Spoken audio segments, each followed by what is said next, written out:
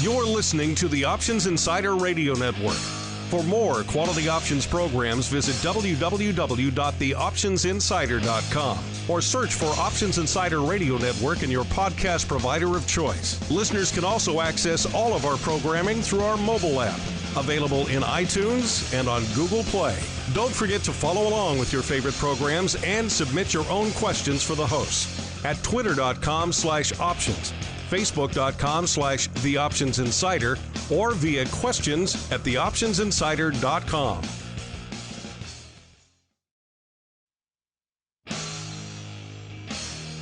And now, it's time for the show that breaks down the options market. From unusual activity alerts to market analysis, strategy overviews, listener questions, and much more. If it involves puts and calls, then our all-star panel will break it down. It's time to hit the Option Block with your host, Mark Longo from the Options Insider Media Group, and co-hosts Uncle Mike Tussaw from RCM Asset Management, Andrew the Rock Lobster Joe Venazzi from OptionFit.com, and Mark the Greasy Meatball Sebastian from OptionFit.com. The Option Block is brought to you by Fidelity Investments. Fidelity's Option Trade Builder tool can help you confidently build an options trade in 3 simple steps. Just choose a strategy, select a contract, and then review the benefits and risks of the trade. Learn more about Option Trade Builder at fidelity.com/options. Options trading entails significant risk and is not appropriate for all investors. Certain complex option strategies carry additional risk. Before trading options, contact Fidelity Investments by calling 800-544-5115 to receive a copy of the characteristics and risks of standardized options. Fidelity Brokerage Services, LLC, member NYSE SIPC. And now, get ready to hit the Option Block.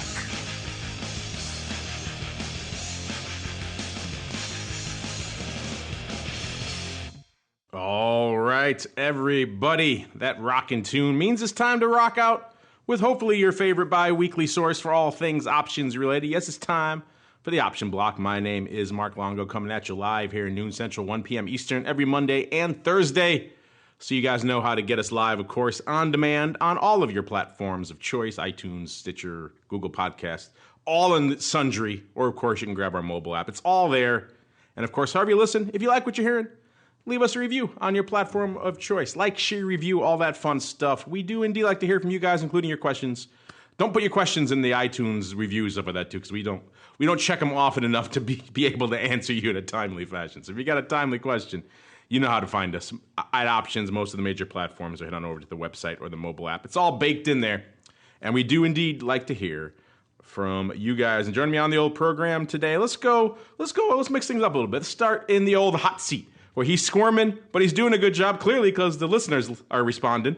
It's this week in the old Fidelity hot seat, we have good old Trey Gerald from the Active Trader Strategy Desk. Trey, welcome back to the show.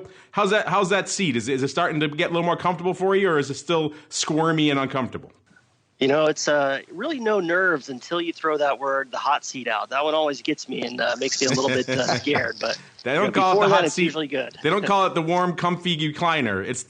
They call it the hot seat for a reason. So, but you guys are doing an able job of filling it there. And then also joining us, let's see, where should we go? Let's go out to the hinterlands of Chicago, where we are joined by Uncle Mike Tussaw from St. Charles Wealth Advisors. Uncle Mike, welcome back to the show. How goes the clicking of the fox? All is well here in the land of St. Charles. Great to be here. Excited as always. And, what's there to be nervous about, Trey? It's only 10,000 people listening to every word you say.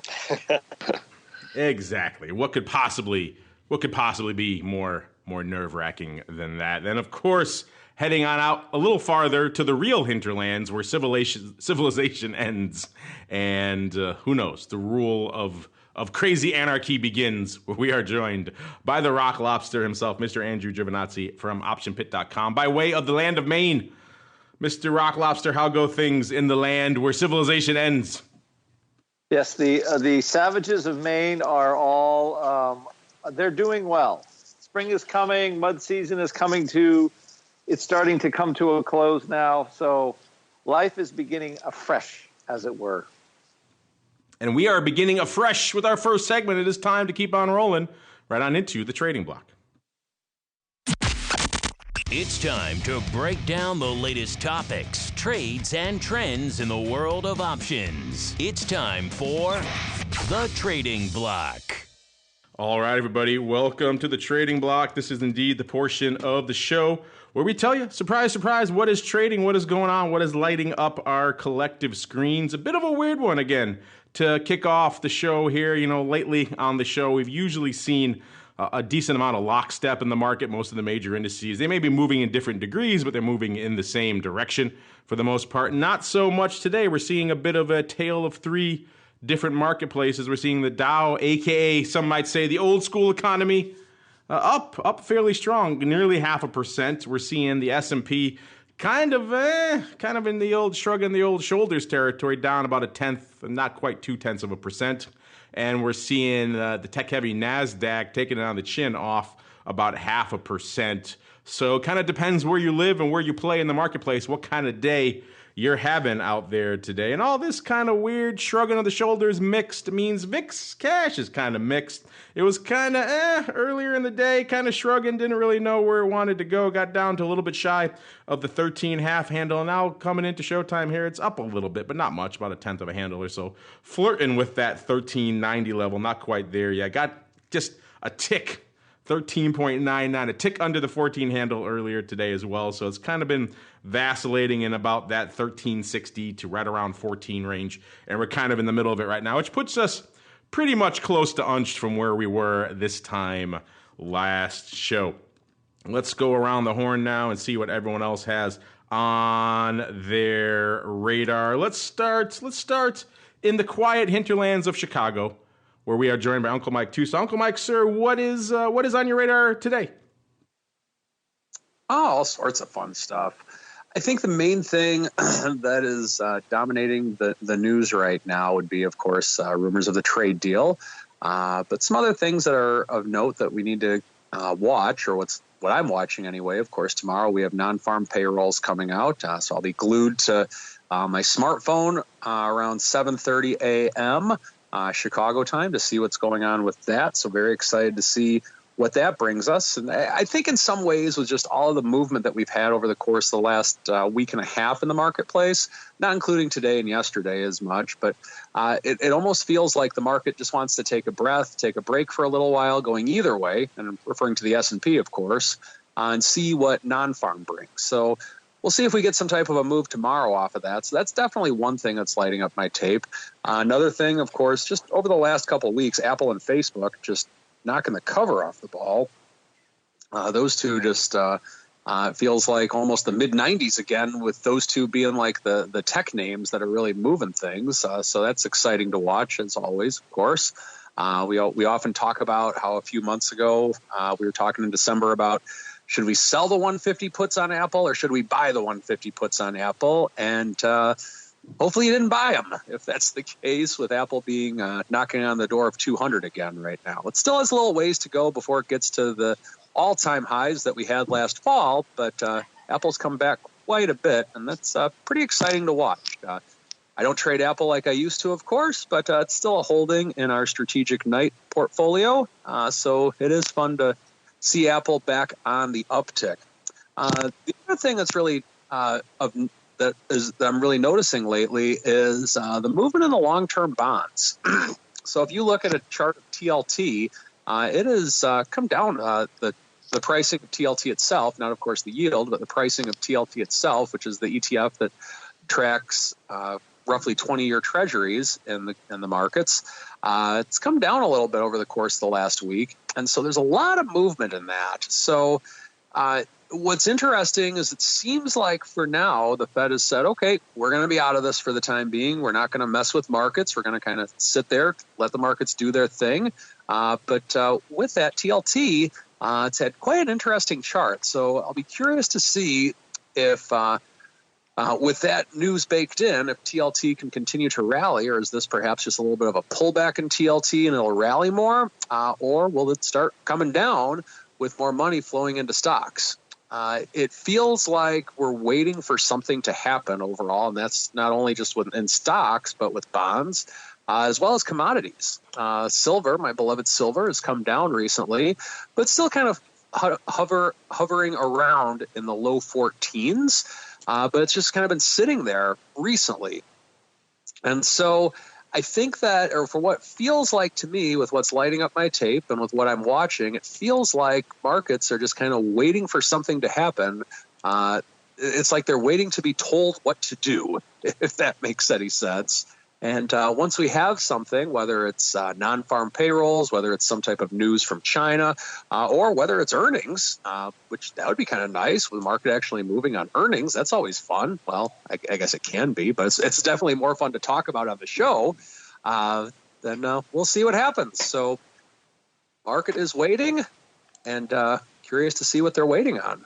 It does seem like we've kind of been in that mode, that wait-and-see mode for a while, doesn't it? Where we're kind of mixed and unched, and then we're rallying, then we're not, and rumors abound of this deal and that. Speaking of numbers, you're talking about numbers before for the non-farms. We also have jobless claims, and they fell to 202,000. That's the lowest since December 6th of 1969, to put that in some perspective. So, yeah. Some decent numbers, which may be outside of all these other, the entire global economy kind of pumping the brakes, would maybe lean people to say, oh, maybe our Fed's going to take another look at rates. But in this environment, they've already announced probably not so much. And I don't think this one little blip is going to be enough. And obviously, these numbers get to be seasonally adjusted and everything else. So there's a lot of play in those numbers, but still pretty strong. We'll get into that and how it's impacting some commodities like gold in a little bit when we get on into TWIFO, 1:30 p.m. today, 2:30 p.m. Central. Let's roll on over to the hot seat, because he's squirming. He's uncomfortable, so let's at least give him a chance to talk here. Trey, what is lighting up the tape over there in Fidelity land, sir? Yeah, things that we're taking a look at here this week. So looking at our orders by Fidelity customers right now, Facebook and Apple that Uncle Mike mentioned, both, in our top 10 here today at 6 and 8, respectively, most trading here right now. A couple I wanted to take a look at here today. Yesterday, most of the day we had AMD actually coming in at top on our list. Number 5 traded here today. So, had a little bit of a breakout on some of that, potential trade deal hopes. I thought it was interesting looking at the chart, right? That 28 level on AMD looked to be pretty significant from resistance, but it had that nice clean breakout yesterday up to almost right at $30. Slowing down a little bit here today. I know it sold off a little bit the second half of yesterday, down a little bit here right now. Down about 14 cents on the day. But thought the option paper really interesting here on AMD. Just looking at the call put ratio, yesterday had about 555,000 calls to 353,000 puts. So, really heavy on the call side. It seemed like, and today, even with it, beginning to sell off a little bit, similar call put ratio here right now, about 1.5 to 1 calls to puts, about 168,000 calls here today. To 111,000 puts. So it looks like there's still a lot of interest in these calls, which, something I'll be paying attention to, here throughout the day. The other one that popped up number 1 on our list here today, talk about for a moment. I've talked about this, last show was Tesla here, the last one that I was on. But, another, interesting day here today. They're down about $24 here right now. Their delivery numbers came in a little less than expected. Market not taking too kindly on it here. Fidelity customers kind of had an interesting take on it. We actually have a little bit, more buy orders being placed here today overall than sell orders. So I thought that was interesting. But option market was a little bit different story here. I see quite a bit more on the put side right now, about 191,000 puts versus 174,000 calls here. And, seems right now pretty even between, calls bought, puts sold, calls bought and puts sold here over all those. So a little bit, interesting take on that here. I'll be keeping an eye on that throughout the day.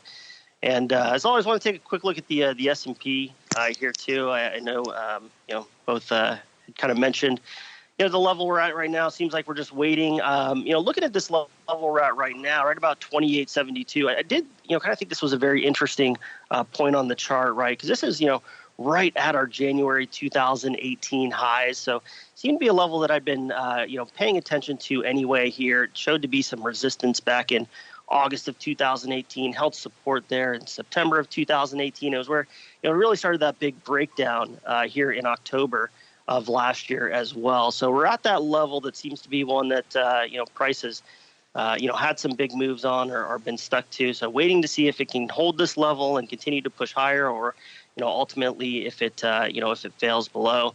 One thing noticed right now, generally like to put a momentum indicator on my charts here, look at something like RSI.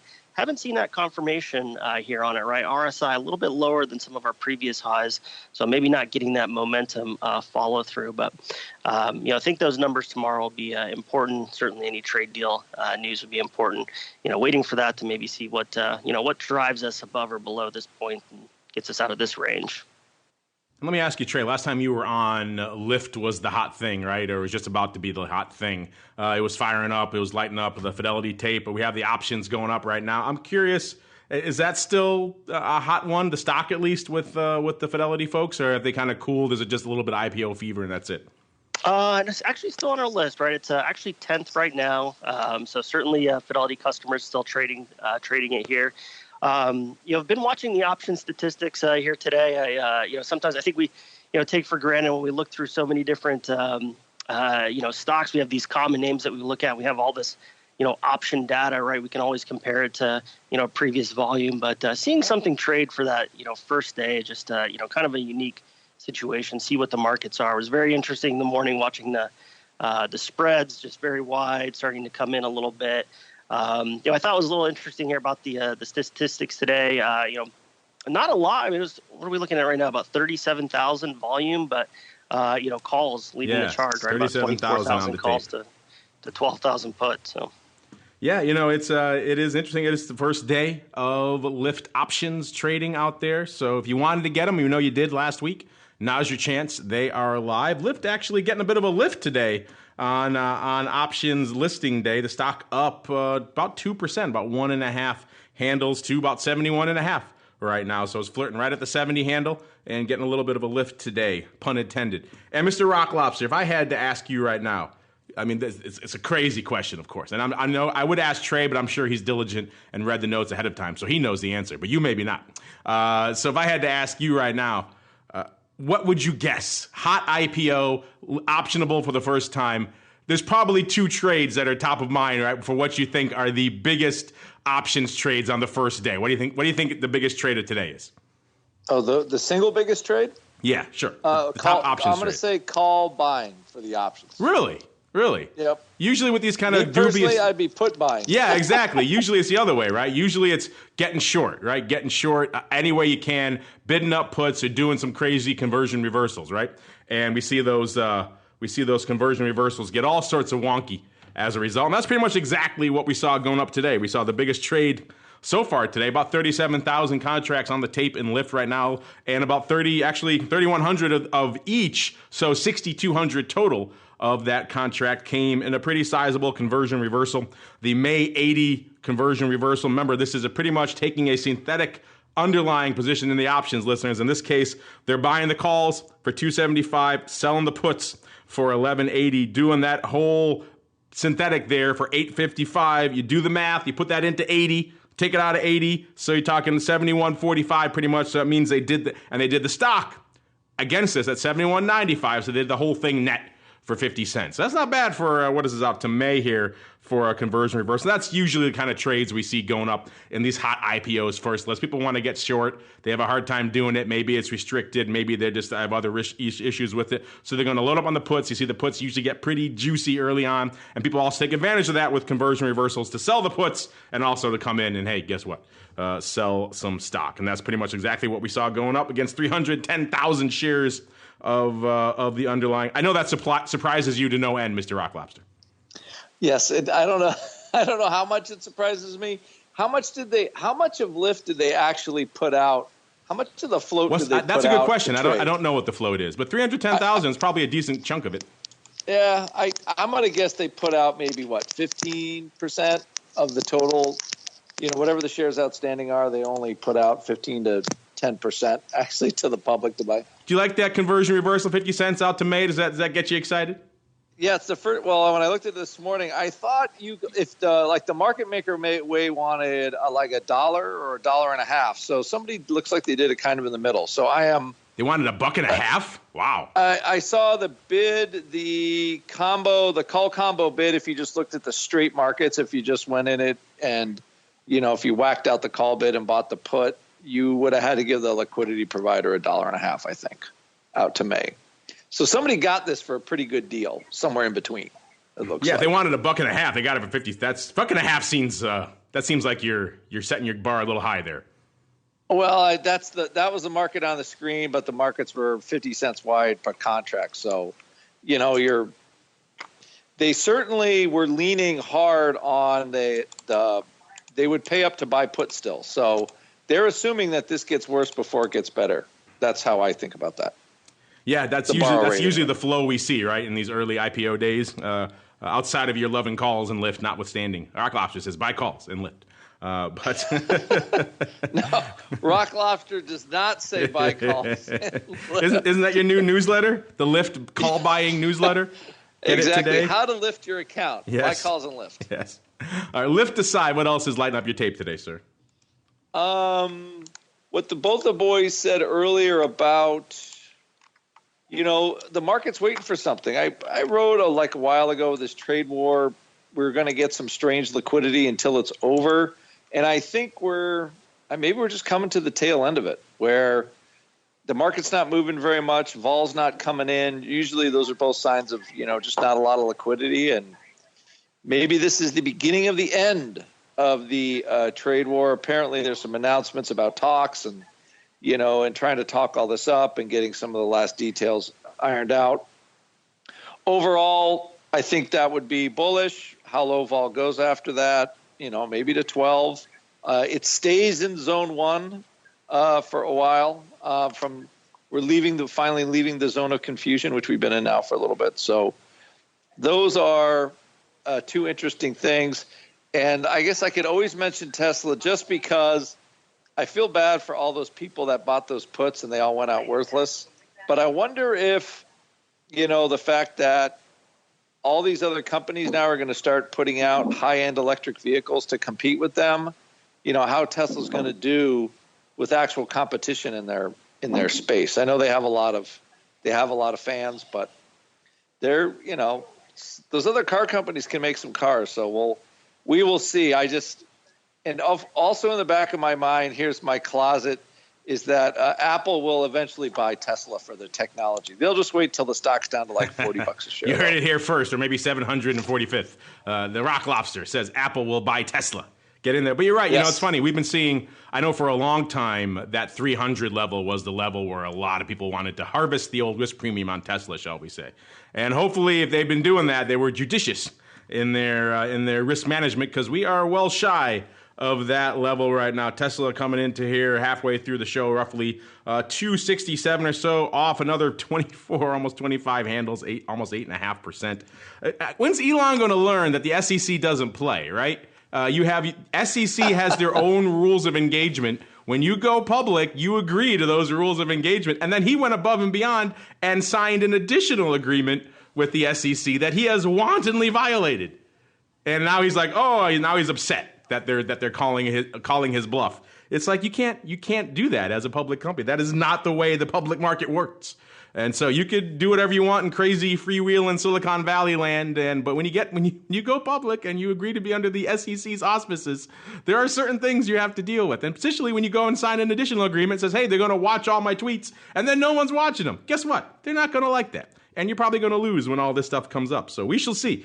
But yeah, the market's taking it on the chin, or Tesla, I should say, taking it on the chin. The market not liking what they're seeing out there. Really quickly, let's run down what else is lighting up the tape really quickly. Let's see. In the indices land, VIX a little bit north of 200,000 contracts, so not a huge day. ADV 561,000 out there. SPY doing pretty decent numbers, 1.8, almost 1.9 million. ADV about 2.7, so pretty rich out in SPY land from an overall volume perspective. SPX also flirting with a million contracts. The ADV about 1.2, so the S products doing some numbers today. The Qs, 451,000, ADV about 750 there, so decent day out there. And then the Russell IWM, a little bit shy of 200,000, ADV 312,000. Individual equity options, number 10, Microsoft, 87,000. Number 9, Roku, 92,000. Number 8, Micron, 115,000, tied with good old CZR for 8 and 7 there, respectively, both at 115,000. Number 6, Bank of America. I'm sorry, Boeing. This is 146,000. Number 5 is Bank of America, right above it, 197,000. Number 4, AMD, 247. Number 3, Apple. A mere number 3 today, 251, a little bit north of $250,000. Number 2, Facebook, 278,000. Number 1, go figure, Tesla, 341,000. The puts only leading the dance in Tesla by a little bit, 53% to 47%. Usually we see this kind of biased flow in the underlying. You see something similar in the options, but the Tesla, a little bit more surprisingly equilateral there in terms of the interest, calls and puts, than perhaps you might assume given all of the flow out there. Most biased flow out there is actually Bank of America, 71% of it. Actually, I take that back.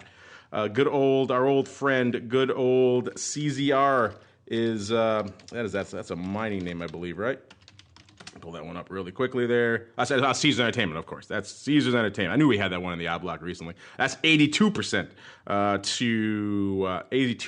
the call side. Not a huge amount going up today in terms of underlying. It's only up about 20 cents, but it's a $9 name. So interesting stuff nonetheless. Oh, by the way, worth mentioning too, really quickly before we move out of the odd block.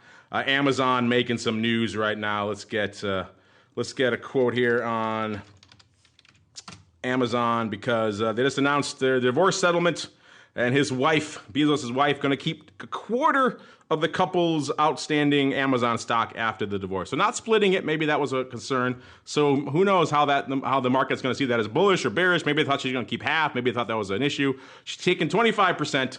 The market right now, it's leaning on Amazon, but not a ton, off about 0.5%, about 8.5 right now, right around 18.12 or so out there. So, but that still makes her the third biggest shareholder. So there's Bezos, and then Vanguard, and then her. Interesting stuff. You know, these divorces, when they involve significant amounts of stock, they start to become interesting things. Who has controlling interest, all that other fun stuff. Speaking of fun stuff, we have to get to it. It is time to keep on rolling right on into the odd block.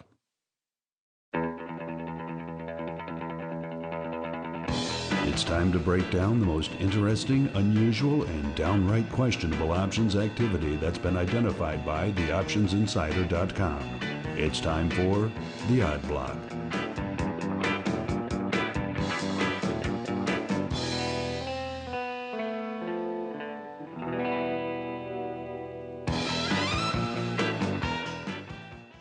All right, everybody, let's do it. Let's break down some weird, wondrous paper. I know, Mr. Rock Lobster, when you're starting your day in the morning and you're thinking to yourself, okay, I got to check my day, got to have my coffee, got to get rolling, got to get my quotes. I know before you even go to VIX or the futures or anything else like that out there or S&P, this is where you start your day. And of course, everyone knows it. It's BorgWarner, ticker symbol BWA. Trading today about 42.20 or so, off about 60 cents or so. So a decent name for the day for this name, up about 1.4% or so. This is the name that over the past year ago, is about 52.5, so about $10 north of where it is. And it's kind of been slowly vacillating to the south over the course of the past year with some spikes in between back to the upside. So they sold off early last year, then kind of rallied again back to 52. Then they've kind of been, that looks like that was about in early midsummer, and then they started to kind of sell off, and it's kind of been a protracted downside ever since with some spikes along the way. Obviously, they hit their nadir like a lot of names did back in Christmas Eve, and then kind of had a nice little rally again out there in good old BorgWarner. Let's see, what was that nadir? It looks like it was about 32 and a half was the dark days there of Christmas Eve. And then they kind of popped up again. So they're up about 10 handles from there. So kind of in the middle of that 52-week range. The high around 52, the low around 32, the right around 42 right now. So interesting times here for BorgWarner. What was lighting up the tape today in terms of interesting activity? It was the calls, the May 42 halves, lighting it up, lifting the offer for $1.60 2,000 times. Again, not a huge volume day out here, but BorgWarner is not a name that puts up a lot. So sometimes these prints, you got to take them in the context of the name that's putting them up. Let's see here. These are May. There is earnings on the 25th before this, so this includes a little bit of some earnings premium, as the kids say. Let's see, 2,000 times 42 half calls for $1.60. Opening over there on the Philly. Seems like a lot of these are on the Philly these days, the odd block. I wonder if there's a correlation there. Mr. Rock Lobster, I know this is your favorite name. I know you've toyed with doing a BorgWarner newsletter many times. I think maybe today is the day you're going to finally kick it off. What do you think of these calls? First off, was this you? I know this is one of your favorite names.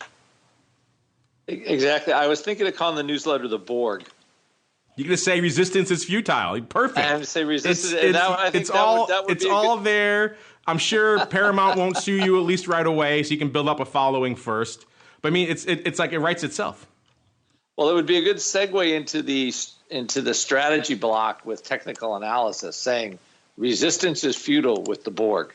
I think we got the makings of a show right there. You go. I like it. This is one of those, industrial companies. They make engine, machine parts for cars, blah, blah, blah, blah, blah. Trades at 10 times earnings, and somebody's buying some at-the-money calls. This has all the look, feel, and smell of a Chinese trade deal comes out. BorgWarner is back to the 50s, and somebody is doing the happy dance. That's what this thing feels like to me.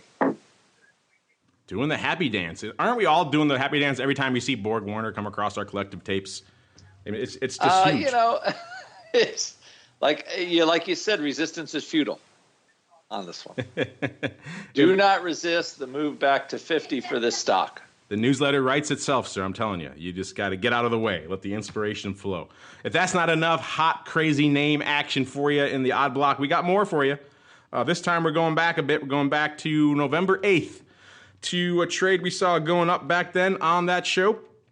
And in particular, that name we talked about, Dana Inc., ticker symbol Dan. Not Dana, of course, but Dan. Let's see. Trading today about 1930, up about 50 cents or about 2.5%. But we're looking back to November 8th. And on that day, let's see. Where did they close on the 8th? They closed about nearly $15, $14.91. So a wee bit shy of where they are today. And now what did we see in Dan back on November 8th? Well, if you're looking at the underlying, you say, hopefully I saw some call buying. And that's pretty much exactly what we saw. We saw someone coming in and scooping aggressively. They went through the offer. 4,826 of the March 15 calls for $1.75. They were offered at $1.65. This guy said, forget about that. I'm not playing around. I want to get these done. I want to get them all. I'm going to pay a dime through the offer to get nearly 5,000 of them. This print went up late, though, so bear that in mind. That could also be why the price is a little bit out of sequence. Clearly opening stuff. They had earnings back on the 13th of February, so there was some earnings. There was some earnings juice built into this as well. And this is a weird one because you look at it and you say, okay, this guy did pretty well with these. At least you think he would.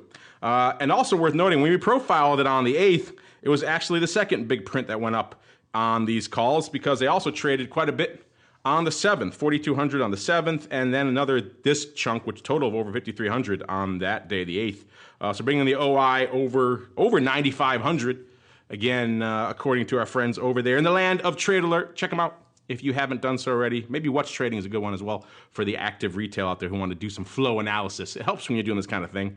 And then all sorts of interesting stuff going on there. But then worthy of note, interestingly enough, we saw a bunch go up a couple days after the market's nadir there. So not on Christmas Eve, but 2 days later on the 26th, so the day after Christmas.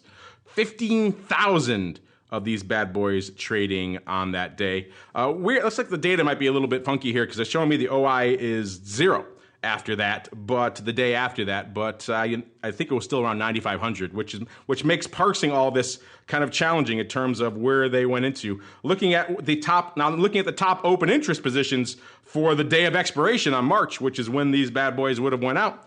These are not listed. You see the 20s in March, you see the 18s in March, we see the 19s calls at the June 19 puts, all of them well below the size that we need here to have these open, which got up to 15,000 at one point in the OI. So clearly this guy closed them out, but I don't see when he did it.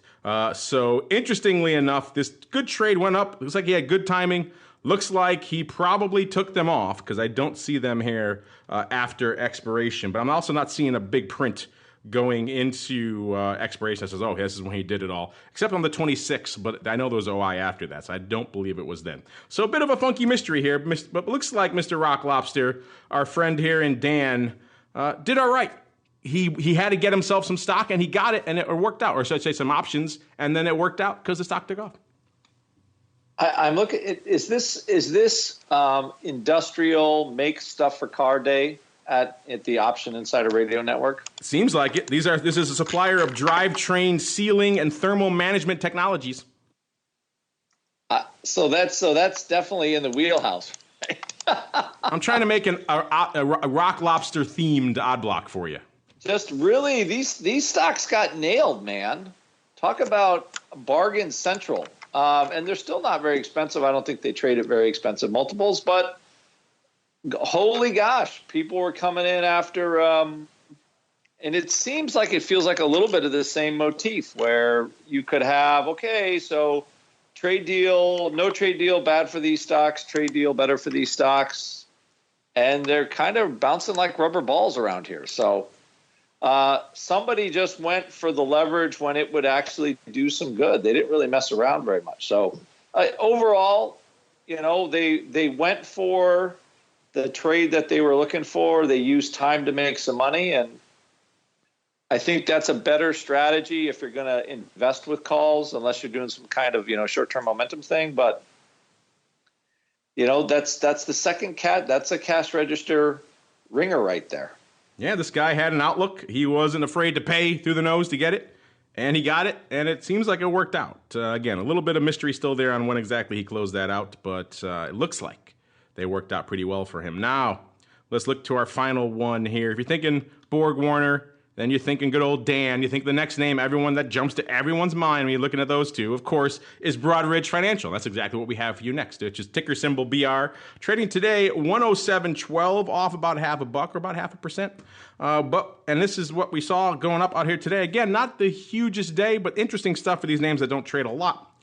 We saw the June 112. Before we even get to that, let's look at the year that's been here in good old Broadridge, another one of Rock Lobster's favorite names.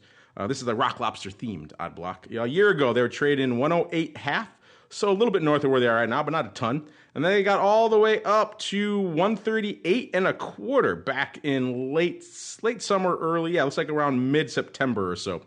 So right summer, right into early fall there is when they peaked. 138.25, and then they kind of immediately came off that again and sold off all the way down on the old dark days of Christmas Eve to, if we all were just bought everything on Christmas Eve, Mr. Rock Lobster, we'd be looking so good. Let's see here, 91 and about a third on Christmas Eve is the low there. So 107 also had a nice little pop up about 16 handles from that low, but still well off that high of late summer, early fall. So what do we see today? It's like someone's got some call love to do here. In particular, it was the June 120s. So an aggressive move someone's looking for here. It needs to get not quite up to that high again, but it's got to get on the way. And let's see, paying about 90 cents, 89 cents and some change on splits probably here. Funky. I only got one leg here though, so that's weird. A weird print either way. Let's just call it 90 cents, which is effectively the offer for 1,217 of these bad boys. This is opening. Worth noting, they do have earnings on the 8th of May, so there is some earnings juice priced in here. So, Mr. Rock Lobster, we just talked about the way you like people to do calls. I don't know if this one's going to be as high on your savvy scale in terms of the old load up on the outsized, out of the money call play, but what's your spidey sense telling you about someone wanting some action to the upside here in Broadridge Financial? Don't you feel this one has some work to do to make some money? Yeah, this has, just look at the chart, it has a literal hill to climb, but just, metaphorically it does as well. It's a lot that needs to happen for these calls to really start paying off. Right. I mean, it definitely, it could. It's not an all-time high, but it's a pretty high price. It just feels like there's some solid work that has to be done to make these things, to make this pay. Not that it can't, but it's in the I don't like the stock having to work too hard to make a call pay, and this one is kind of you have to really love this company. You got to love Broadridge. You got to love yourself some Broadridge. We love you guys, which is why we give you a time to shine when we dive on into the mail block. It's time to take your seat on the All-Star panel as we read your emails, tweets, Facebook messages, website comments, and much more. It's time for the Mail Block. All right, everybody, welcome to the Mail Block, the portion of the show where we read your mail in all sorts of forms and varieties via social media, via the old-fashioned email. If you want to send us a physical letter, once in a while people are crazy enough to do that. We'll take those too. We like you. We like all your different ways of correspondence here. Carrier, pigeon, smoke signals, whatever floats your boat. Just get in at us with your queries. Let's kick it off here. A quick update here on the madness. The madness is in full effect, listeners. We're into the final four now. So we have the top four names left duking it out here in our final four. And Trey, I got to tip my hat to you, sir. Last couple of years we've been doing this. Fidelity pretty much never made it out of round one. And this year, you made it into the Elite Eight, which is round two, which is a huge accomplishment in and of itself. And then if that wasn't enough, you guys were losing in the early going to TradeStation and then just rallied, just fought back and took it over TradeStation, kicked them to the curb. So now you guys are in the final four. What do you think of that?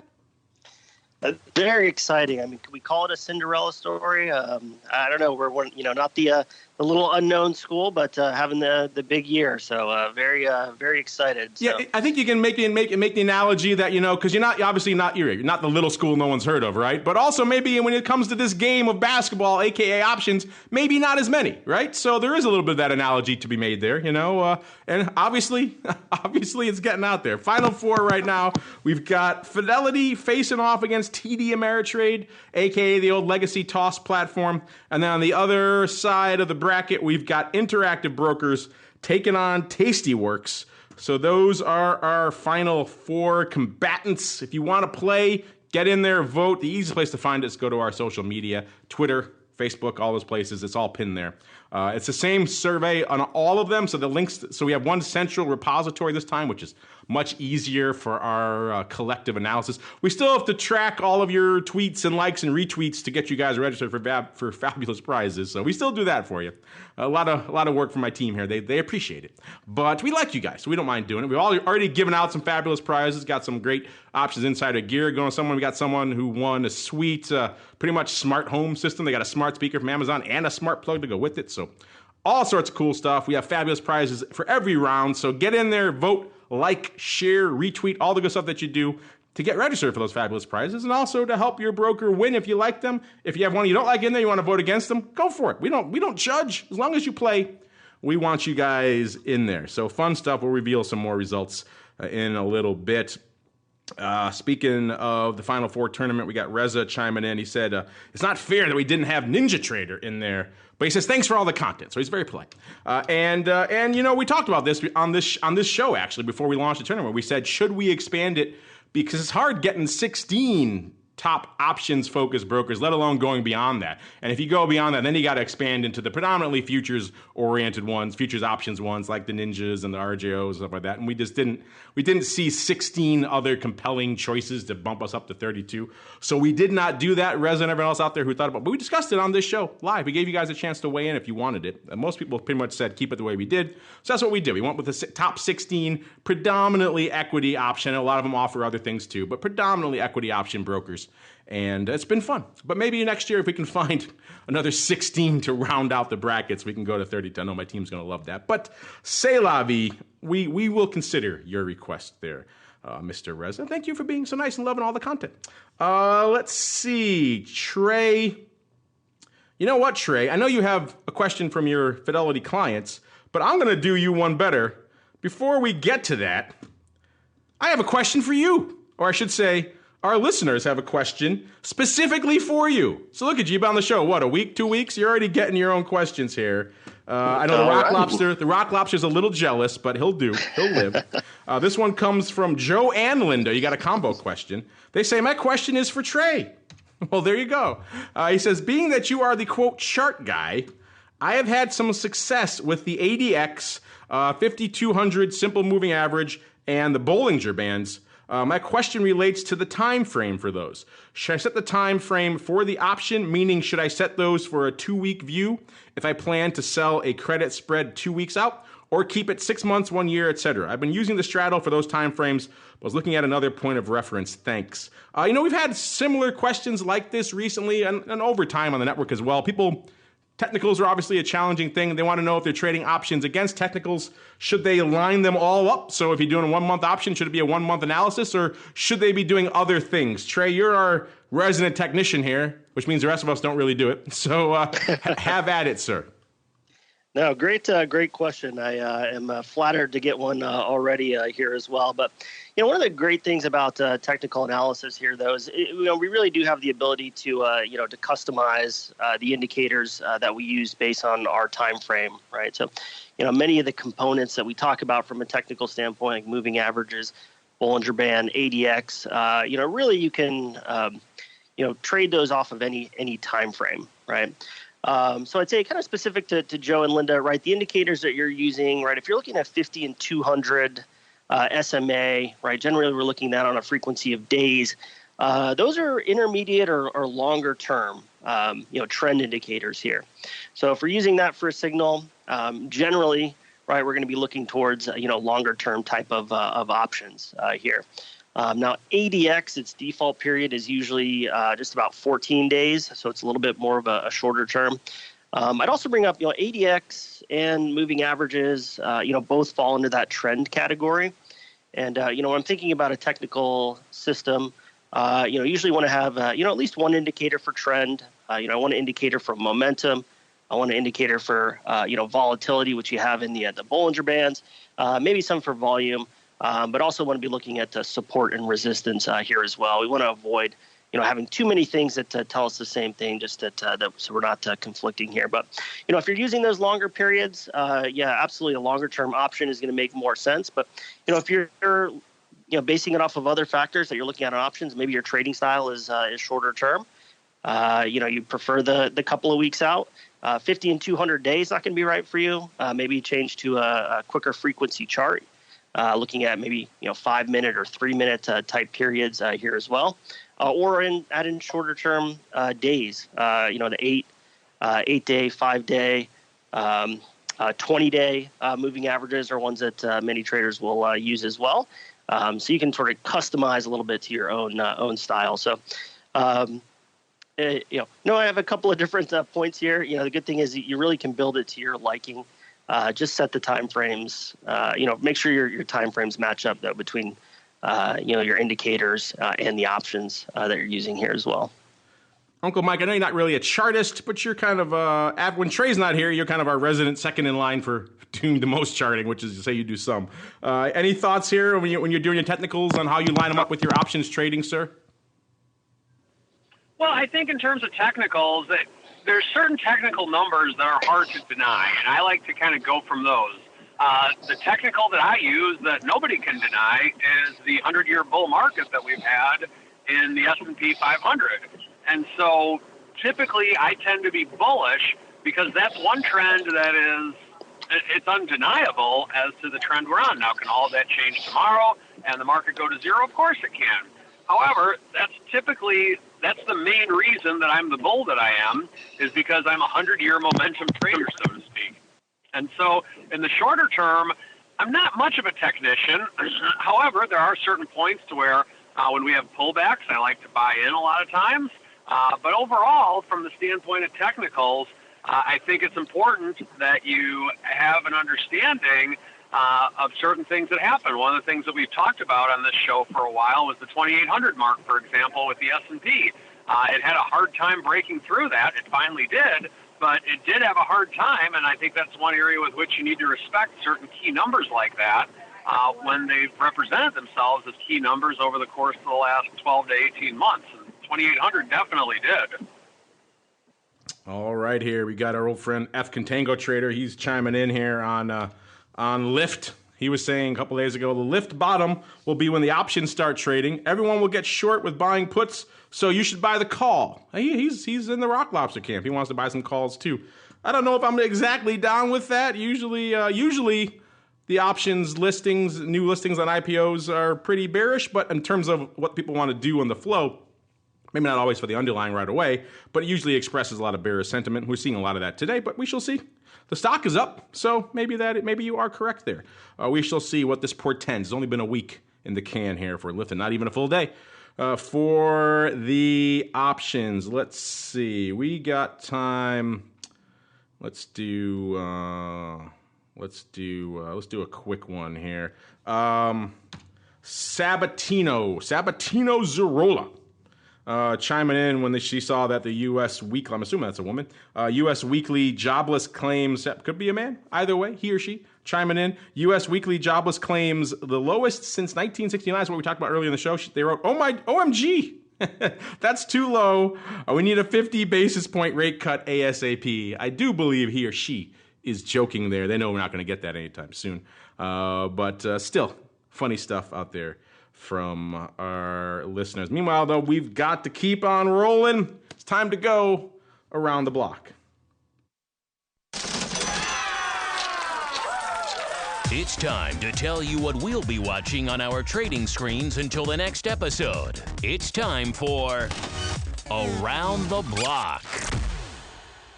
All right, everybody, let's go around the block. And yes, I know O's and A's when it comes to Italia, Mr. Rock Lobster, male and female. But there was like a photo of a lady with that picture, so it made me think that it was a woman. But we shall agree to disagree on this one, sir. Let's move on then. Around the block, of course, the portion of the show where we tell you what we're watching for the rest of this week into the old weekend. We got some strong numbers, so that's been interesting to see. We are, of course, coming to the tail end of earnings season, which means it's going to be coming back again pretty soon. The face of it will be coming back again pretty soon as well. Worth noting, let's see really quickly if we have any other big names popping off here this week.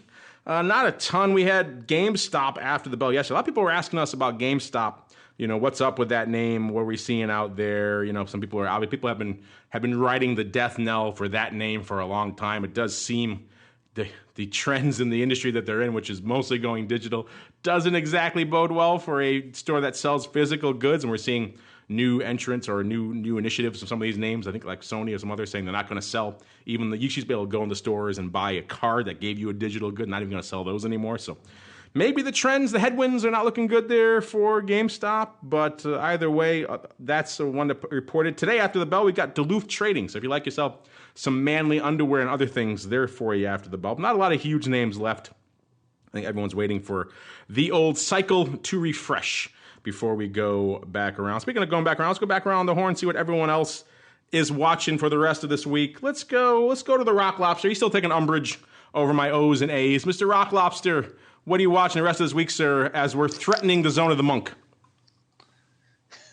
You're an Italian and you're confusing your O's and A's. But maybe the girl on the cover is what the guy wants. Maybe. I don't. That's what threw me. See, you're right. Sabatino is a man, but the picture that came with the question did not reinforce that, shall we say? Okay. Non-farm payrolls. Let's see if the best labor market in 30 years, because gosh knows what it's going to sound like tomorrow when the president hits the tape on it. It's going to be something good for sure. But we'll see. But I think that I don't think interest rates are going down, and I think the bond market's starting to say that. They're like, whoops, maybe they're not really going to ratchet these rates down. And then we have non-farm payrolls, and then oh my gosh. people are getting hired and all of a sudden things aren't so bad, and can we get off this kind of annoying spot where we are with the SPX? So close to all-time high, so it can't be that bad. Can't be bad at all. Mr. Uncle Mike, sir, what are you watching for the rest of this week? Well, of course, the S&P, like Andrew said, we are very close. We're around 2% off of our all-time highs right now, so we could theoretically be there tomorrow. You never know, but I wouldn't bet on it. But we are within striking distance of it, to say the least. So keeping an eye on that. Also, non-farm payrolls, what we have, and then just getting prepped for the upcoming earnings season. So a lot of exciting things going on there. A lot of things happening, and like I said last week, this is going to be a fun month of shows. It is going to be a fun month of shows. And speaking of the month of shows, someone has pointed out to me that we are approaching I do believe the 800th episode of the Option Block coming up. So you may have to have some sort of fun sometime in the next couple of months. We'll have to something else for us to plan here. But I do believe we are encroaching on that epic milestone. Not many shows have made it that far, so that is certainly something to celebrate. And Trey, sir, what are you keeping an eye on over there? What are Fidelity's clients keeping an eye on as the week rolls to a conclusion? Yeah, slow week. I think we're all keeping an eye on the same thing, the employment situation tomorrow. Last announcement, thought it was interesting from that technical perspective. Took us below the 200-day, but we rebounded quickly. What type of catalyst will it show us here tomorrow? Also, keep an eye on the Russell here as well. It started to stage a little bit of a comeback, approaching that 200-day moving average. See if it can approach that level. See what it does this time. We had a failure last time here as well. And following along those LYFT options the rest of the day as well. Always interesting to watch. How that first day plays out. We'll see if anything else interesting comes through on that. Here's we're going through the last couple hours. Yeah, I know we gave the kind of total for the volume, but are you seeing any decent prints going up in Fidelity? Are Fidelity clients liking the options as well?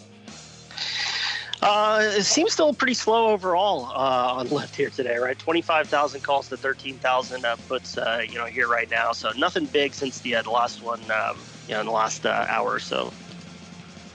There you go, listeners. People like LYFT, and they're trading a decent amount, but not a huge amount, shall we say, out there. And most of it, as you might expect, in the old conversion reversal territory. All right. That music means, unfortunately, we come to the end of this epic journey through the world of options. We talked some unusual activity. We talked LYFT and Tesla and Amazon and everything else. Talked some VIX. Talked everyone's favorite, BorgWarner. Who doesn't start the day with that one? And a bunch of others. Hopefully you enjoyed it. If you did, hey, give us a review on your platform of choice. We've been doing this for 800 episodes, but I never really asked for that kind of stuff, so it's always fun to get out there. If you like what you're hearing, let people know. All right, and let people know what the heck you guys are up to. Let's go back the other way. Let's start with the Rock Lobster. Sir, people want to know what's going on with you. Maybe they want to subscribe to your BorgWarner Resistance is Futile newsletter. Where should they go? What should they do? Go to optionpit.com, go to memberships, and look for your vol newsletter. You would be surprised at how good it is. And that's what people do. They're like, oh my gosh, I can't believe this. Most detailed look at trading volatility I've ever seen. So we show you how to do it in, out. We've got a history, backlog, everything you want. Also an archive of videos. So it's a pretty darn good thing. I say so myself, but heck, I write it. So that's, of course, I can say. That's a good tagline. You'll be surprised at how good it is. The Vol newsletter from the Rock Lobster. Also, you get a little bit of BorgWarner in there if you subscribe now. So get over there, optionpit.com to subscribe, hopefully before Mr. Rock Lobster falls off of his chair or whatever the heck he's doing over there and dies horribly. All right. And Mr. Trey, if people are interested, they want to kick the tires on this platform that is continuing to defy the odds in our Broker Madness tournament all the way to the Final Four this year. They want to learn more about what you guys got cooking. Maybe they want to reach out to you guys on the strategy desk there. Where should they go? What should they do? Yeah, check out fidelity.com/options. That's our homepage for all of our options information. Everything I talked about here today, all the option statistics charts, all available on our Active Trader Pro platform. Check it out. This is the type of thing we hope to get us into that final two. If you're already a Fidelity customer, absolutely give us a call or check out some of our upcoming classroom sessions on Fidelity.com's Learning Center. Yeah, get out there. Get the word out there, Trey. Call all you. Clearly, it's working. Whatever you guys are doing over there, the folks are amassing to get behind Fidelity. So let's see if they can push you all the way to the championship rounds. We shall see. And speaking of seeing things, Uncle Mike, if I want to go see what you're working on your website, maybe I want to click on a Fox. Where should I go? What should I do, sir? By all means, go to stcharleswealth.com. And if you would like to meet with me in person at the upcoming St. Charles Investment Club meeting at my office at 303 East Main in St. Charles, Illinois, go to meetup.com and sign up for our meeting. It is 1 week from tonight, April 11th, in my office at 7 p.m. Come, it will be exciting. There you go. Check it out, 7 p.m. if you're going to be in the St. Charles area. Maybe if not, you could hit up Uncle Mike for some notes from the meeting, or maybe he'll just send you a delicious Skippy's Gyro in the mail. stcharleswealth.com to learn more. And on behalf of the Rock Lobster, Uncle Mike and Trey, and indeed myself, I want to thank all of you for downloading, streaming, and subscribing, for voting in our tournaments, for all the fun stuff that you do. If you're listening live, we'll be back. Go get a nice little bathroom break, get a snack, come back in about 25 minutes. We'll be going live with Twifo to talk a deep dive into a lot of metals, options, and volatility, as well as a bunch of other futures, options, fun stuff, equity volatility, maybe some crude, all kinds of fun stuff, answer some of your questions. I know you guys like it when we put stuff in between, sometimes too, to keep you busy in the chat, but you have to reconfigure the studio and we have guests and stuff. So sometimes we can't stream between the shows. It's too much of a logistical hurdle, but we'll be back. So keep your tabs open, keep whatever you're listening to this live right now open, and we'll be back in about 25 minutes for Twifo. Otherwise, we'll see you next week for more of the Option Block.